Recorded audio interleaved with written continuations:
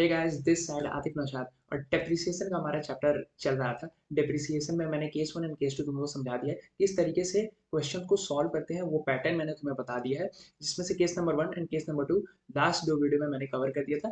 इस वाले वीडियो पे केस नंबर 3 में बात करेंगे और नेक्स्ट वीडियो पे केस नंबर 4 पे बात करेंगे। तो केस नंबर 3 कैसे करेंगे वो देख लेते हैं। देखो, क्वेश्चन तुम्हारे सामने है। क्वेश्चन को मैं पहले रीड करता हूँ, उसके बाद क्वेश्चन को कैसे सॉल्व करते हैं। अब केस नंबर 3 और केस नंबर 4 थोड़ा सा ट्रिकी एंड थोड़ा सा लेंदी होने वाला है, तो ध्यान से देखना इस वीडियो को, मजा आएगा। देखो, on 1 July 2022 purchase machinery rupees 1,50,000, मतलब 1,50,000 का एक मशीन मतलब एसेट परचेज किया मैंने, जिसका यूजफुल लाइफ क्या है 10 ईयर एंड स्क्रैप वैल्यू है 30,000। अब तुम्हें देख के ही पता चल गया होगा भाई इसमें एसएलएम लगने वाला है या डब्ल्यूडीवी। हाँ बिल्कुल सही, एकदम इसमें एसएलएम लगने वाला है। तो एसएलएम से अगर हमारा क्या होता है, एसएलएम का फॉर्मूला क्या होता है, जो भी मेरा कॉस्ट ऑफ द एसेट है उसमें से स्क्रैप वैल्यू को हम लेस करते हैं divided by number of useful life. इसका लॉजिक मैंने लॉजिकल वाले वीडियो में बता दिया था, कंसेप्ट वाली वीडियो में तुमको बता दिया था। अगर अभी डाउट है तो वो वाला वीडियो जाके तुम लोग देख सकते हो, उसमें कंसेप्चुअली तुमको समझाया गया है कैसे एसएलएम का फॉर्मूला फ्रेम होता है। तो फॉर्मूले पर नहीं जाते हैं अभी, डायरेक्ट हम लोग उसको सॉल्व करते हैं। तो एसएलएम में हम लोग ने क्या देखा था कि हर साल ईच ईयर डेप्रिसिएशन सेम रहता है।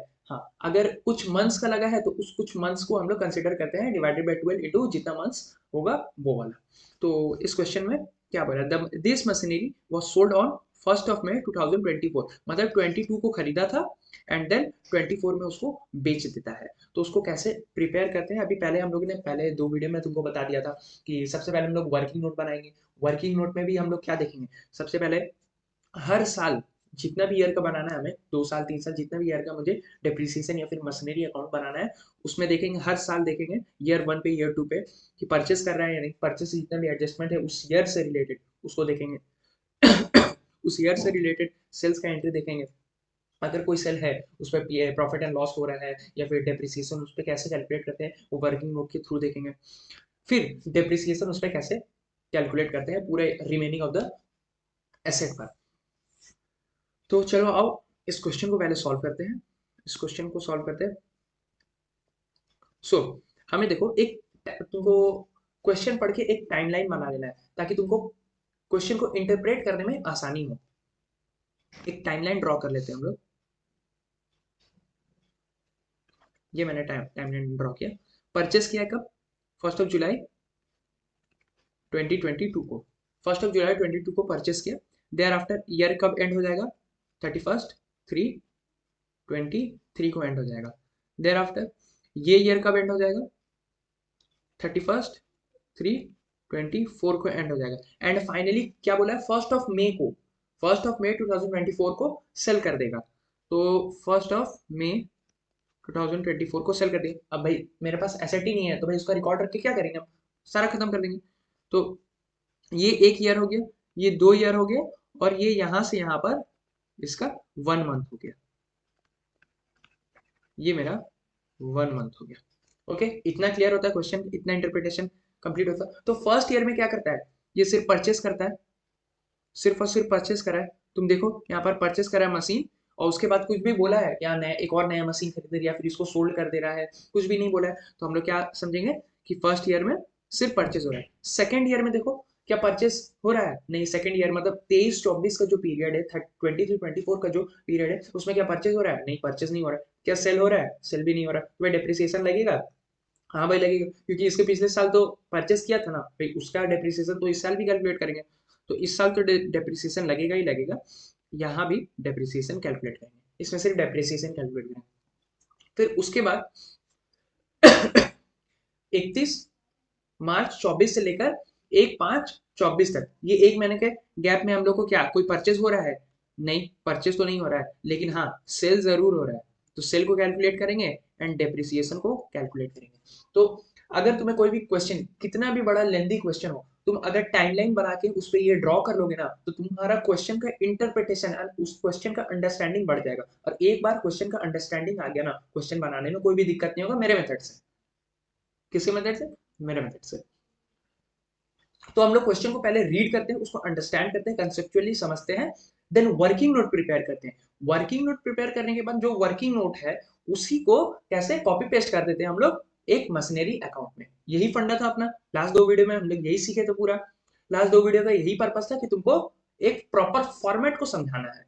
क्वेश्चन तो अब क्वेश्चन नंबर केस नंबर 3 से एंड केस नंबर 4 से तुम क्वेश्चन बनाना सीखोगे। इसमें क्वेश्चन बनाने का फंडा है। तो चलो चलो बिना टाइम वेस्ट के जल्दी से केस नंबर 3 करते हैं। तो सबसे पहले हम लोग वर्किंग नोट प्रिपेयर करेंगे। क्वेश्चन को हम लोग समझ चुके हैं। 1 जुलाई 2022 को 1.5 लाख का मशीन खरीदा है। उस पर 10 साल का क्या है यूजफुल लाइफ है एंड स्क्रैप वैल्यू उसका 30,000 है। और 1 मई 2024 को वही एसेट 1,20,000 में सोल्ड कर देता है। यही क्वेश्चन है। सॉरी। तो चलो वर्किंग नोट बनाते हैं। वर्किंग नोट में 1 जुलाई 2022 इसमें क्या किया, परचेस किया मशीन। तो मशीन परचेस करता है तो जनरल एंट्री क्या होगा, जो भी तुम्हारा एसेट है machinery account debit to bank, यही मेरा होता है। तो मशीन कितना मैं परचेस किया 150, बैंक से मेरा कितना चला जाएगा 150। डन है, डन है। तो भाई इस साल मशीन डेट लिख दिए, डेप्रिसिएशन की जगह पे क्या लिखेंगे, डेप्रिसिएशन मतलब 1 जुलाई को ही क्या डेप्रिसिएशन चार्ज करने लगेंगे, नहीं। टाइम जीरो पे तो डेप्रिसिएशन भी जीरो होगा। और वैल्यू ऑफ एसेट मेरा कितना चला आएगा 1,50,000। ओके ठीक है। अब क्या होता है हमारे क्वेश्चन में, देखो अब क्या बोल रहा है, अब क्या बोल रहा है, तो परचेज वाला काम तो हम लोग कर दिए, परचेज कर लिए। अब इस ईयर में मतलब ये वाले ईयर में ये वाले ईयर में परचेस का काम हो चुका है, क्या सेल हो रहा है? क्या इस ईयर में सेल हो रहा है, कोई भी सेल हो रहा है? देखना पड़ेगा तुमको। तो देखो हमारे केस में तो सेल इस ईयर में कोई कुछ भी सेल नहीं हो रहा है। तो अब क्या करेंगे, डेप्रिसिएशन चार्ज करेंगे। चलो इसका ईयर एंड पे डेप्रिसिएशन चार्ज कर लेते हैं। तो अब 31/3/22 को डेप्रिसिएशन चार्ज करेंगे। किस मेथड से, एसएलएम मेथड से करना है। तुम्हारी क्लैरिटी के लिए लिख दे रहा हूँ, एसएलएम मेथड से करना है।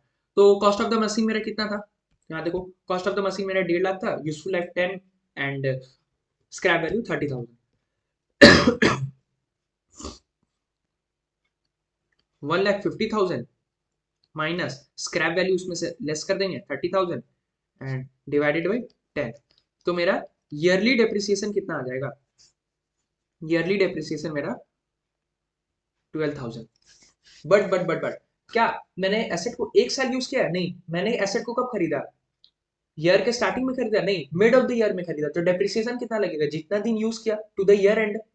तो कब से यूज करें, जुलाई अगस्त सितंबर अक्टूबर नवंबर दिसंबर जनवरी फरवरी मार्च, कितने मंथ्स यूज किया मैंने, 9 मंथ्स मैंने यूज किया। कितने मंथ्स यूज किया मैंने, 9 मंथ्स यूज किया।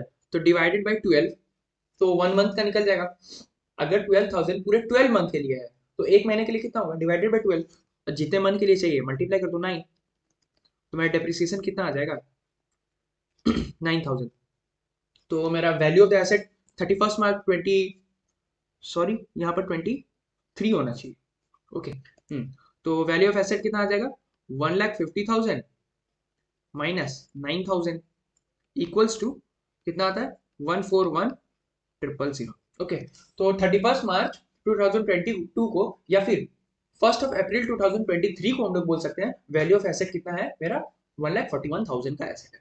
ओके तो ये वाला ईयर मेरा खत्म होता है, ये वाला ईयर मेरा खत्म होता है एंड इस पे आते हैं हम लोग सेकंड ईयर में। तो सेकंड ईयर में कुछ भी परचेस कर रहा है, नहीं कुछ भी परचेस नहीं किया। क्या सेल किया है, नहीं कुछ भी सेल नहीं किया है, मतलब परचेस भी नहीं किया सेल भी नहीं किया। तो भाई सीधा सीधा डेप्रिसिएशन चार्ज कर लेते हैं, काम खत्म, मेरा इस साल का भी काम खत्म हो जाएगा। तो चलो इस साल का डेप्रिसिएशन चार्ज कर लेते हैं। क्या होगा 31/3/24।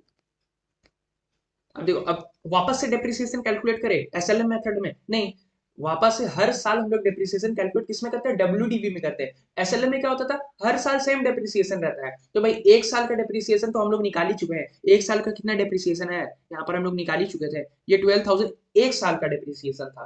तो नेक्स्ट ईयर भी कॉस्ट पे ही लगाएंगे, तो 1,50,000 माइनस 30,000 डिवाइडेड बाई 10, तो 12,000 मेरा आने वाला है, तो 12,000 मेरा आने वाला है। तो हर साल क्यों कैलकुलेट करें बार बार, उसी को लिख देंगे भाई, क्योंकि इस साल तो हम पूरा एक साल का एसेट यूज किया ना। तो यहाँ पर मेरा डिप्रिसिएशन क्या आ जाएगा, ये मेरा डेप्पा, डेप्पा क्या आएगा 12,000, ये पूरा इन a year, 12,000 in a year.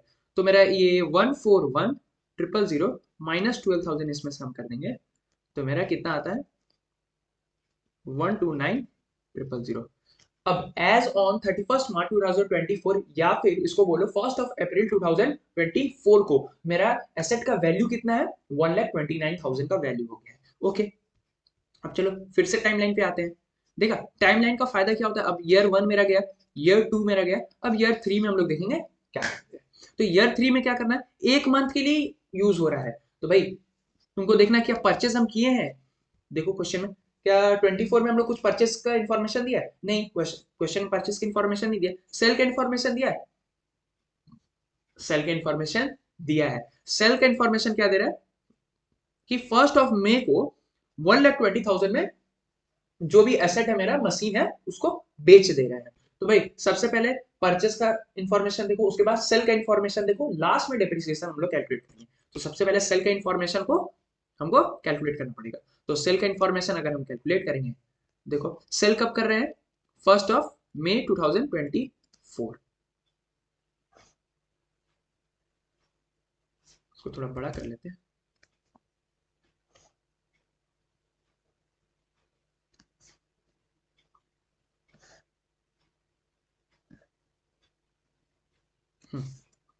तो 1 मई को हम सेल कर रहे हैं, यहाँ पर मेरा एसेट सेल हो रहा है। तो एसेट सेल हो रहा है, तो कितने में सेल हो रहा है, एसेट जब मेरा सेल होता है तो उसका जर्नल एंट्री क्या होता है, एसेट जब हम लोग सेल करते हैं तो उसका जर्नल एंट्री क्या क्या करते हैं, मेरे पास पैसा आएगा, बैंक अकाउंट डेबिट, पैसा मेरे पास आ रहा है, इंक्रीज इन एसेट, उसके बाद मशीन मेरे पास जिससे जा रहा है, तो डिक्रीज इन एसेट क्या होता है, क्रेडिट हो जाता है, तो मशीन मेरे पास से जाएगा। और प्रॉफिट लॉस, अगर प्रॉफिट होता है तो क्रेडिट कर देंगे, और लॉस होता है तो डेबिट कर देंगे। तो देखते हैं प्रॉफिट हो रहा है या लॉस हो रहा है, वो तो देखना पड़ेगा ना।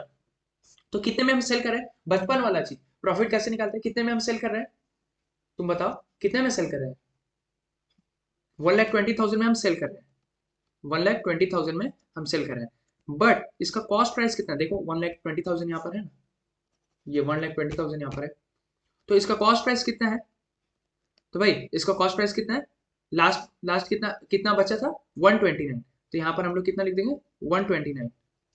तो मेरा प्रॉफिट कितना आ जाएगा, प्रॉफिट कितना आ जाएगा भाई, 129 का एसेट है मेरा और उसको 1,20,000 में बेच रहा है, तो ये आपका लॉस हो गया ना, आपका तो लॉस हो गया 9,000 का, लॉस तो हुआ है बट 9,000 का होगा नहीं, यहाँ पर गलत हो तुम लोग, देखो फंडा समझो।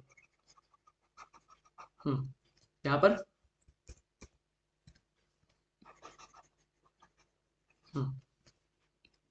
9,000 का लॉस नहीं होगा, क्योंकि कॉस्ट तुम्हारा, कॉस्ट ऑफ एसेट तुम्हारा 1,29,000 नहीं है, कॉस्ट तुम्हारा 1,29,000 नहीं है। देखो तुम 31 मार्च 2024 का वैल्यू कितना है 1,29,000, लेकिन 1 मई को उतना ही रहेगा नहीं, इस पे तो डेप्रिसिएशन लगेगा ना भाई, 1 मंथ का डेप्रिसिएशन लगेगा। तो जो तुम्हारा कॉस्ट है 129 वो 1 अप्रैल का था, अभी तुम 1 मई में खड़े हो, तो जो एक महीने का गैप है, एक महीने तुम एसेट को यूज करो तो तुम उसका डेप्रिसिएशन चार्ज नहीं करोगे, ऑब्वियसली करोगे, तो उसका डेप्रिसिएशन तुमको कैलकुलेट करना पड़ेगा, जो भी सेल है, इसीलिए तो यहाँ पर लिखा है ना, देखो इसीलिए यहाँ पर लिखा है मैंने, देखो जो सेल हो रहा है उसका पीएल कैलकुलेट करो, उसका डेप्रिसिएशन कैलकुलेट करो, मतलब प्रॉफिट एंड लॉस हो रहा है वो कैलकुलेट करो और डेप्रिसिएशन कैलकुलेट करो। मेरा नोट्स के हिसाब से चलना, डेप्रिसिएशन में कभी भी कोई भी दिक्कत नहीं आएगा। तो देखो, तो उसका डेप्रिसिएशन कैलकुलेट करने पड़ेगा, तो हम लोग डेप्रिसिएशन जब कैलकुलेट करेंगे, तो हम लोग देखे थे एसएलएम में हर साल डेप्रिसिएशन सेम रहता है, तो 12,000 डेप्रिसिएशन होगा, लेकिन ये 12,000 पूरे ईयर का है, डिवाइडेड बाई 12, तो एक मंथ का मेरे को निकल जाएगा, और मेरे को एक मंथ का ही चाहिए, तो इंटू 1 कर देंगे, तो यहाँ पर 1,000 मेरा डेप्रिसिएशन आ जाएगा। ओके, तो एज ऑन 1 मई 2025 को मेरा वैल्यू ऑफ एसेट कितना है, मेरा वैल्यू ऑफ एसेट कहाँ गया भाई? हाँ, मेरा वैल्यू ऑफ एसेट कितना है? 1,20,000 1,29,000 माइनस 1,000 एक महीने का डेप्रिसिएशन, तो मेरा कॉस्ट कितना चलाएगा? 128,000। अब मेरा लॉस करेक्ट वैल्यू पे आ जाएगा, मेरा 8,000 का लॉस हो रहा है। ओके, मेरे 8,000 का लॉस हो रहा है। तो जो यहाँ पर मैंने ये किया है जनरल एंट्री, तो कैश में तुम्हारे पास कितना आएगा? 1,20,000। मशीन तुम्हारे पास से कितना जाएगा? पूरा मशीन तुम्हारे पास से कितना जाएगा? 128, क्योंकि बेच कब रहे हो? 1 मई 2024 को, तो 1 मई 2024 में जितना वैल्यू ऑफ एसेट तुम्हारे पास है तो 128 का है, तो लॉस तुम्हारा कितना हो रहा है? Loss on sale. लॉस मेरा डेबिट होता है तो कितना हो जाएगा? 8,000। Debit side credit side tally, और एसेट मेरा पूरा बिक गया। सिंपल। अब हमारा वर्किंग नोट प्रिपेयर हो गया। अब मेन काम आता है क्या? इस वर्किंग नोट को कैसे कॉपी पेस्ट करते हैं मशीनरी अकाउंट में, वो देखेंगे। तो अब कुछ भी नहीं है, फटाफट डेट डालना है और कुछ फॉर्मेलिटीज करना है, कर लेते हैं। देखो, सबसे पहले ईयर कब स्टार्ट होता है? परचेस कब किया था? 1 जुलाई 2022, ऐसे लिखते हैं। ये ईयर 22-23, यहाँ भी 22-23। अब इस ईयर में 1 जुलाई to bank, to bank, bank में कितना परचेस किया मैंने? कितना परचेस किया? फर्स्ट वाला 1,50,000,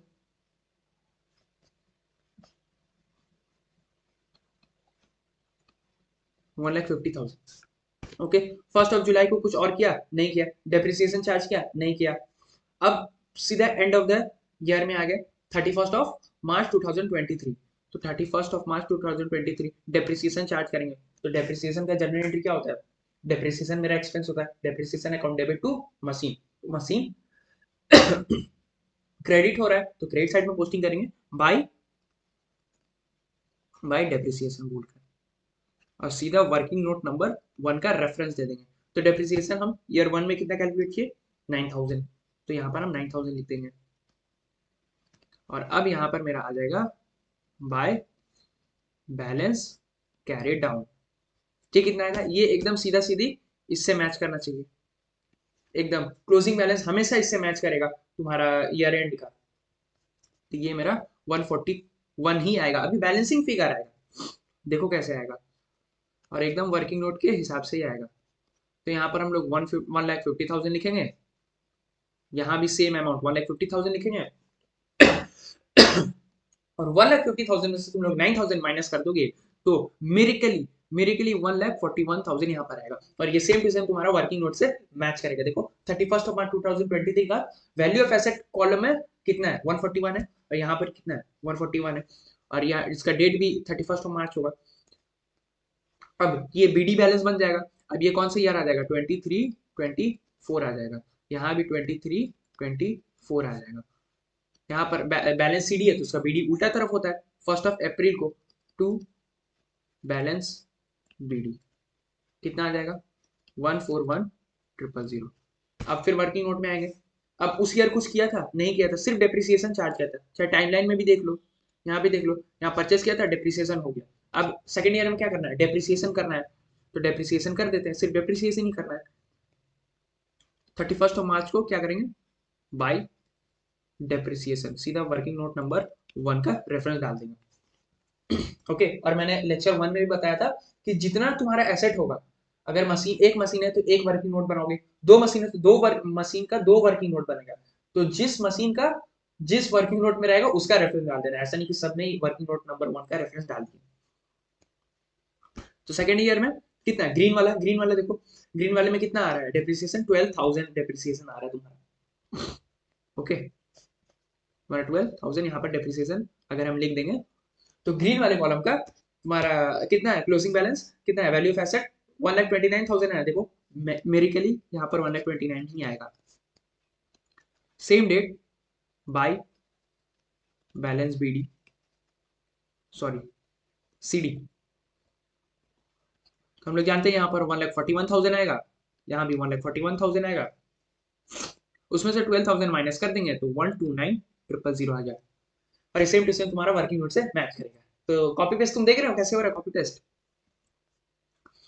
फिर यही चीज मेरा 24-25 ईयर तो 24-25 रहेगा, 1 मई को बेच दिया वो बात नहीं, ईयर तो मेरा 24-25 ईयर रहेगा, क्योंकि फाइनेंशियल ईयर कंसेप्ट तुम लोग को पता है, 1 अप्रैल से स्टार्ट होता है, 31 मार्च को खत्म होता है। 1/4 को मेरा क्या हो जाएगा, टू बैलेंस बीडी बन जाएगा। टू बैलेंस बीडी कितना बनेगा, 129,000, एंड देन देयर आफ्टर यहाँ पर मेरा क्या हो जाएगा, ये खत्म हो गया, ये खत्म हो गया, ये मतलब ईयर 1 खत्म हुआ, ईयर 2 खत्म हुआ, अब ईयर 3 में क्या सेल है और डेप्रिसिएशन है, तो वो मेरे को देखना है।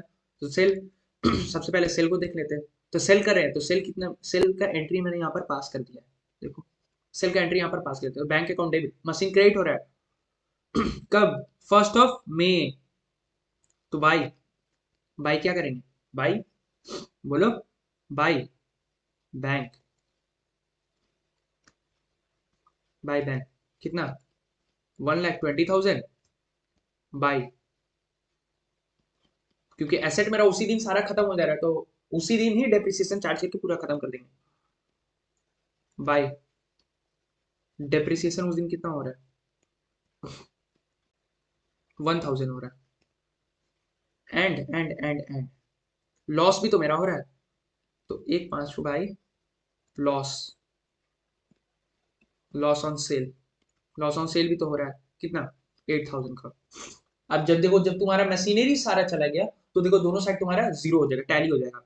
अब क्योंकि तुम्हारे पास बैलेंस में बचे ही नहीं, मशीन तो बचे ही नहीं, तुम्हारा सारा बिक गया, तो देखो ये तुम्हारा एकदम जीरो हो जाएगा, जीरो हो जाएगा। तो समझ में आया, केस नंबर 3 तुमको एकदम समझ में आ गया होगा, तूफानी तरीके से, धुआंधार तरीके से तुमको केस नंबर 3 समझ में आएगा। क्वेश्चन नंबर 4 या फिर केस नंबर 4 बोलो, एकदम सेम टू सेम है, बट उसमें क्या ट्विस्ट है, ये हमने एसएलएम से किया था, वो लोग हम लोग डब्ल्यूडीवी मेथड से कर गए, मतलब उसमें रेट ऑफ डेप्रिसिएशन तुम्हारा गिवन होगा, हर बार हम लोग हर साल नया डेप्रिसिएशन कैलकुलेट करेंगे, बस इतना ही डिफरेंस है, नथिंग मोर देन इट। तो केस 3 बहुत अच्छे से प्रैक्टिस करना, डेप्रिसिएशन तुम्हारा कभी भी गलत नहीं होने वाला। सो बाय बाय, नेक्स्ट वीडियो में मिलते हैं।